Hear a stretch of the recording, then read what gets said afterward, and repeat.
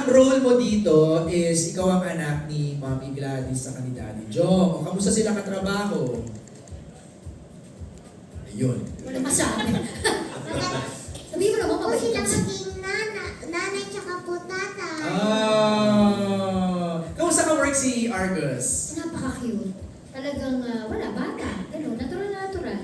At saka talaga, binibigay din nila yung best. Silang dalawa ni Kulo, talagang binibigay nila yung best. Kasi nakikita nila na, syempre ginagalingan din ng mga kasama nila. Kaya, ginagalingan din nila ang dalawa ni Kulo. At saka, alam mo mga bata sila, pero para silang matatanda ang tatalino nila. In fact, naglugulat ako nung sumama sila sa brainstorming. Talaga? Baka magbigay ka naman Pagkatapos ng excited na, pack up, sabi ni Direk, pack up! Pumunta yan sa tent din ni Direk June, sabi niya, Direk, ang ganda ng ginagawa nating movie, pero mas maganda siguro kung ganito, ang dami nilang suggestions. Yung nasa galing sa kanila. Pati shots ha, sabi ni Direk, parang mas maganda kung ganito yung shot. Grabe yung Argus at saka Kulot.